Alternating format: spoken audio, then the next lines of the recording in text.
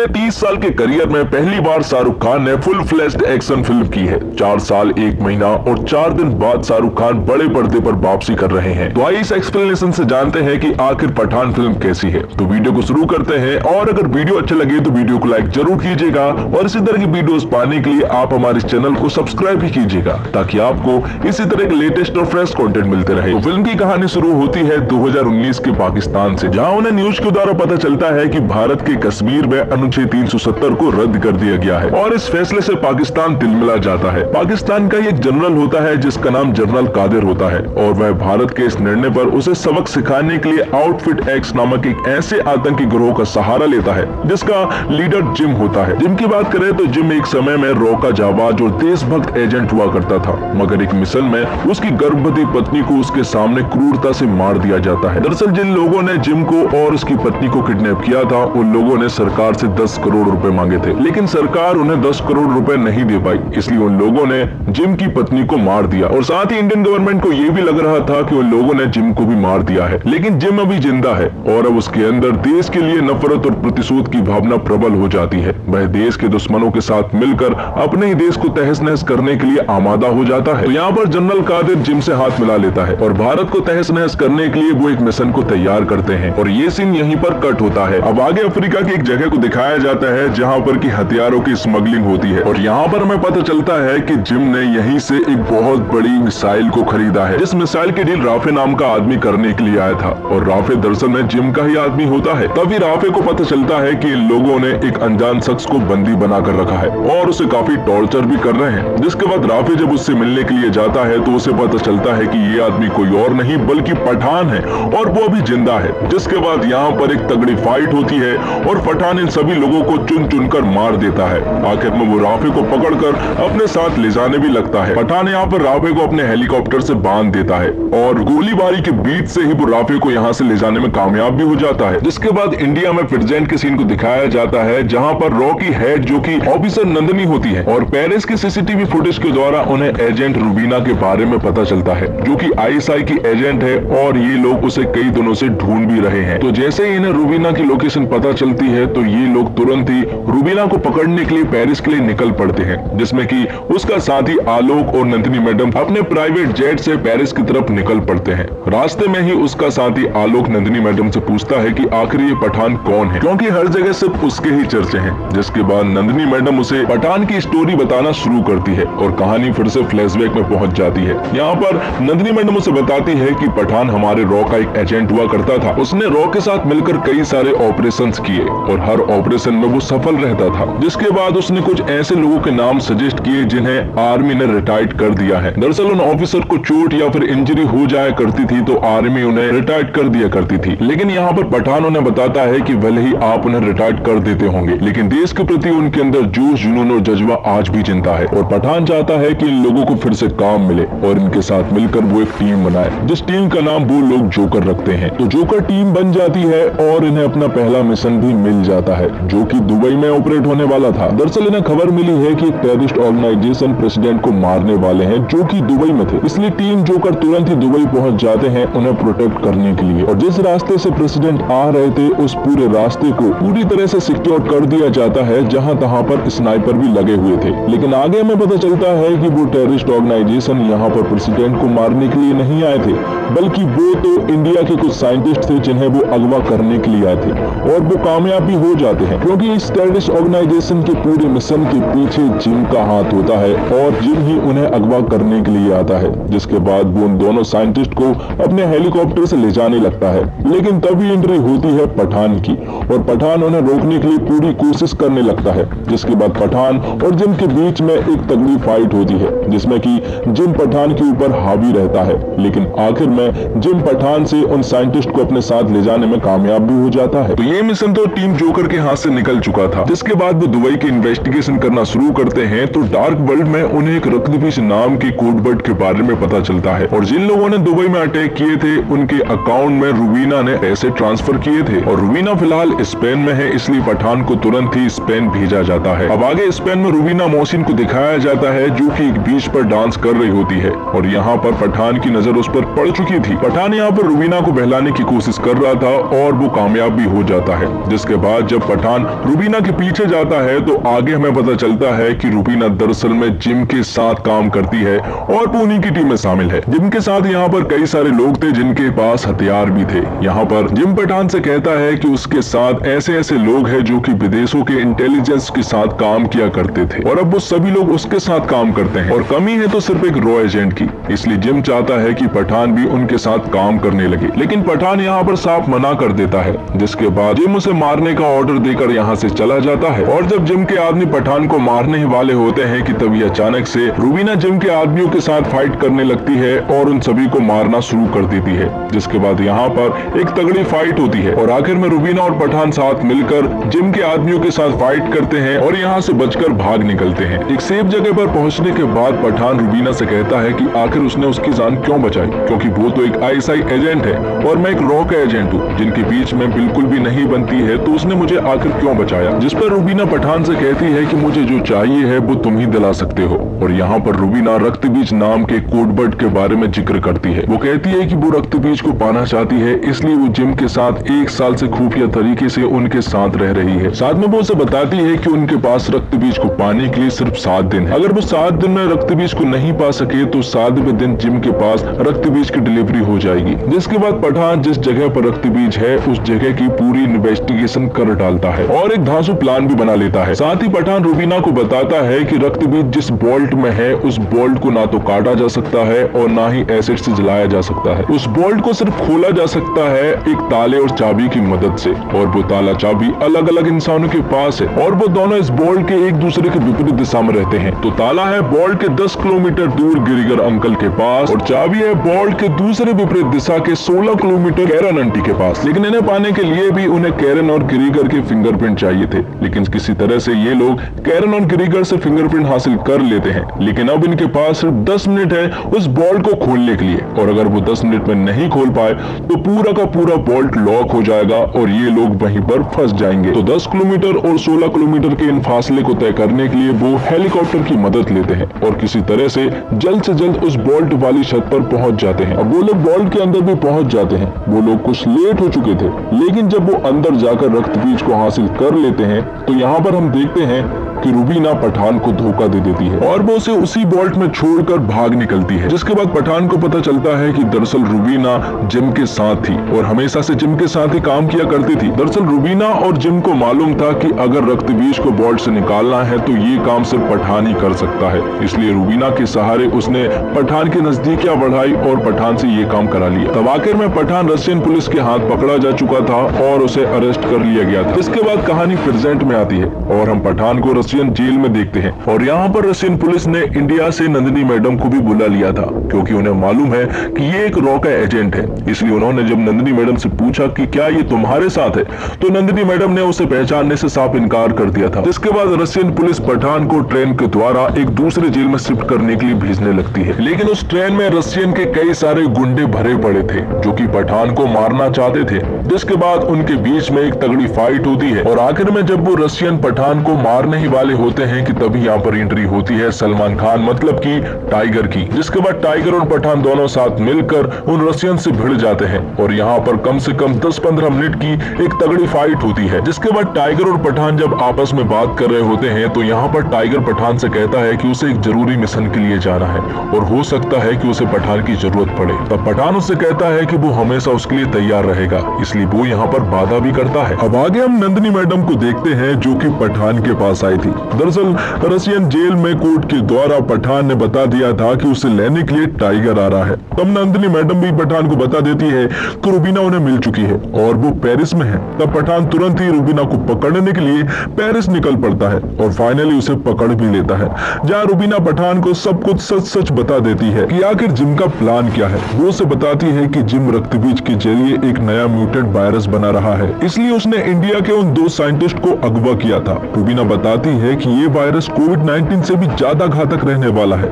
इस वायरस से लोग तुरंत ही मारे जाएंगे, इसलिए इसे अगर किसी सिटी पर टारगेट किया जाए तो पूरी की पूरी सिटी आधे घंटे के अंदर साफ हो सकती है। इसलिए रुबीना पठान का साथ देने के लिए कहती है और वो उससे कहती है कि इस बार वो उसे धोखा नहीं देगी, क्योंकि अब बात मासूम लोगों की जान की है। अब एक अनजान जगह पर हम जिम को देखते हैं और उसके साथियों के साथ वो एक लैब में एंट्री करता है, जहाँ पर कि उसने उस म्यूटेंट वायरस स्मॉल पॉक्स को बना लिया था। जिम ने उन वायरस को 2 अलग अलग मेटल बॉल में भर दिए थे और अब वो इसका इस्तेमाल करने के लिए भी रेडी थे। लेकिन तभी एंट्री होती है पठान की जोकर टीम की और वो तुरंत यहाँ पर पहुंचकर तबाही मचाना शुरू कर देते हैं। जोकर टीम के साथ अब रुबीना भी मिल चुकी थी और ये बात जिम को भी मालूम पड़ चुकी थी और जिम को ऐसा लग रहा था कि अब वो नहीं बचने वाली, इसलिए वो उन दोनों मेटल बॉल को लेकर यहाँ से भाग निकलता है, जिसके पीछे पठान भी लगा हुआ था और रुबीना भी। रुबीना एक बॉल को हासिल भी कर लेती है, लेकिन तभी जिम बीच में ही एक बड़ा सा धमाका करता है, जिसके साथ ही बॉल के साथ साथ रुबीना पानी के अंदर चली जाती है और वो डूबने भी लगती है।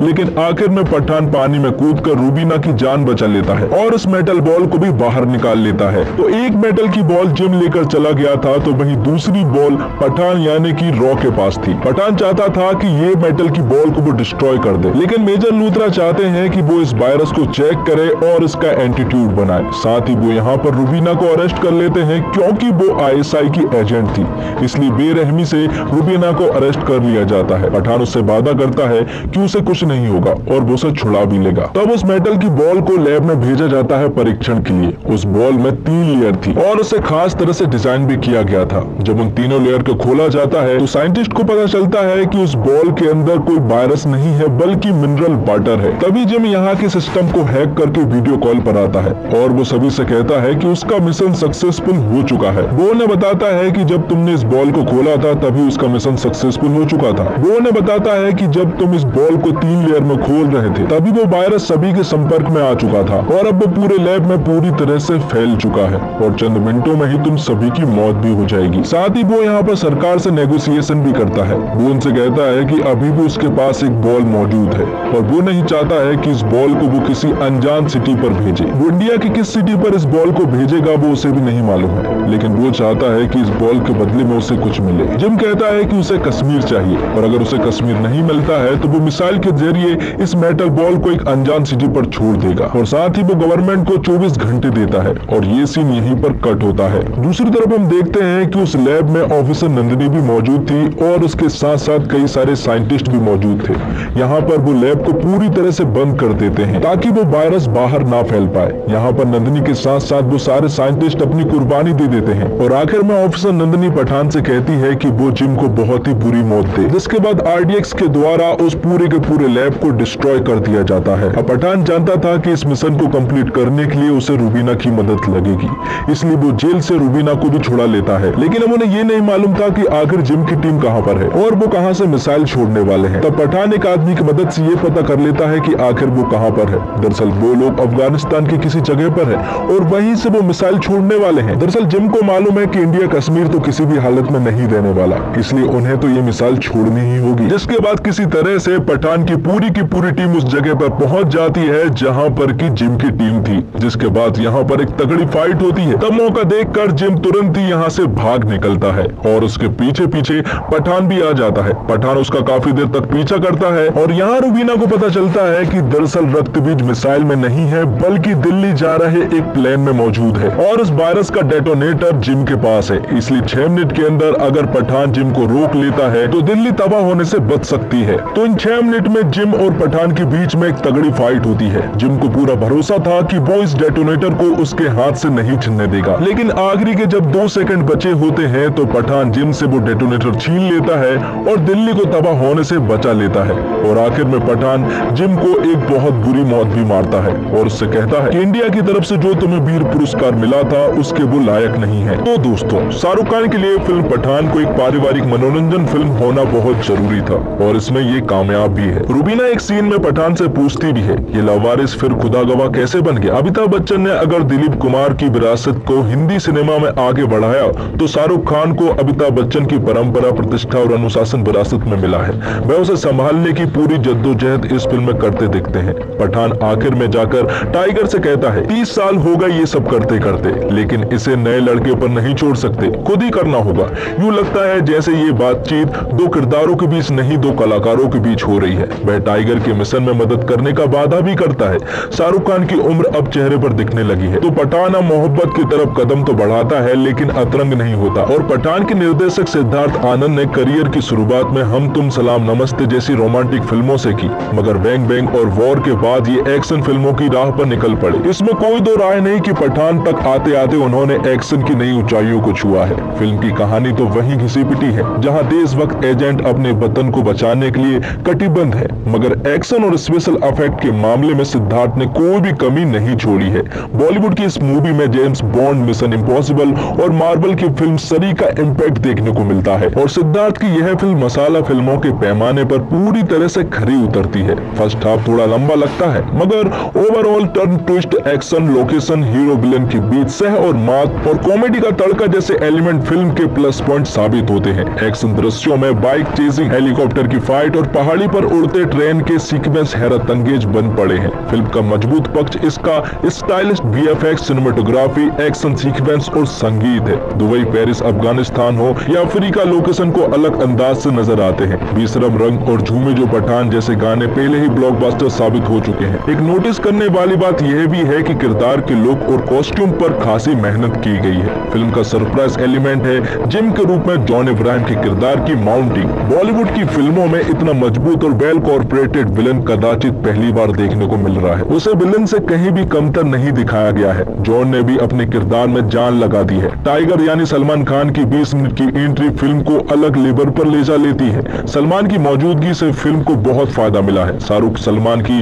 जुगलबंदी और एक्शन दर्शकों को हाथों हाथ मिल जाते हैं और दीपिका पादुकोण की मौजूदगी पर्दे पर करंट पैदा करती है। उन्होंने रुबीना जैसी स्पाई गर्ल की विभिन्न परतों को खूबी से जिया है। बॉलीवुड हीरोइन को हीरो और विलन के साथ एक्शन दृश्यों में कमतर दिखाना अच्छा लगता है। डिम्पल कपाड़िया और आशुतोष राणा ने अपनी भूमिका में प्राण फूंक दिए हैं और शाहरुख को फिजिक्स और लॉजिक को दरकिनार करने वाला एक्शन करते देखकर मजा आ जाता है। फिर चाहे वो हेलीकॉप्टर के ब्लेड पर पैर रखकर नीचे उतरते हो या फिर ट्रेन में लड़ाई करते। ये ट्रेन वाला सीन सिंगल टेक में लिया गया, यानी कैमरा कट नहीं हुआ है। आमतौर पर जब ज्यादातर एक्शन सीन्स का जिम्मा स्टंट डबल पर आ जाता है, लेकिन इस सीन को देखकर लगता है कि शाहरुख ने बाकी एक्शन पर बहुत मेहनत की है। अगर ऐसा ही रहा तो मैं उन्हें आगे भी एक्शन वाले अवतार में देखना चाहूंगा। बस वो अगली बार अपनी भारी आवाज में ना बोले, जैसा पठान और रईस दोनों में किया है। सिद्धार्थ आनंद ने वॉर में क्लियर कर दिया था कि वो एक्शन के स्टाइल वाले पहलू में रुचि रखते हैं, इसलिए वो इसी तरह की फिल्में बनाएंगे। और फिल्म में कुछ सीन तो वाकई कमाल के थे, जैसे कि बंदूक हवा में उछल रही है तो आपका कैमरे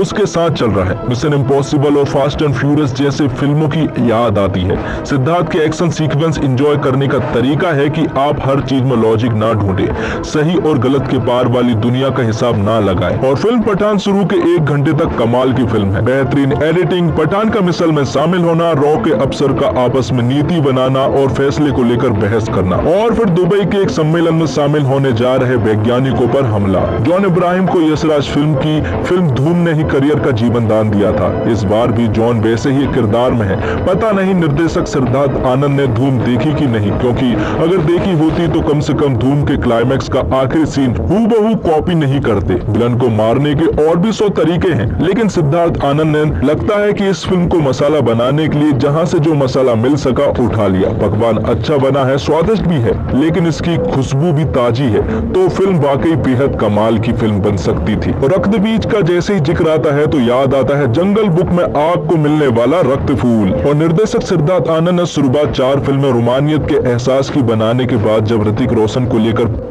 पहली एक्शन फिल्म बैंग बैंग बनाई, तभी उनके नजरिए का पहला अंदाजा हिंदी सिनेमा के दर्शकों को लग गया था। वह सिनेमा सोचते वाकई बहुत विशाल और भव्य है। उनकी सोच और सही कहानी का संगम हुआ फिल्म वॉर में। नतीजा सबको पता ही है। उसी सोच और सही नजरिए की फिल्म पठान भी है। कैमरा यहाँ सीधे कलाकारों के चेहरे पर नहीं आ टिकता है, वह आसमान से दिखता है। आसमान के वातावरण में दर्शक को बांधता है, फिर चाहे वह जॉन का अड्डा हो, बेशरम रंग का फिल्मांकन हो, दुनिया की सबसे गहरी मीठी पानी की की झील की सतह पर बाइक चेज हो या फिर पहाड़ियों से गुजरती ट्रेन पर फिल्माया गया एक्शन सीक्वेंस। उनके निर्देशन में एक सफाई है, एक रोमांच है और एक ऐसा आकर्षण जो सही सितारों और सही कहानी मिलने पर कमाल करता है। कमाल यहाँ भी उन्होंने किया है।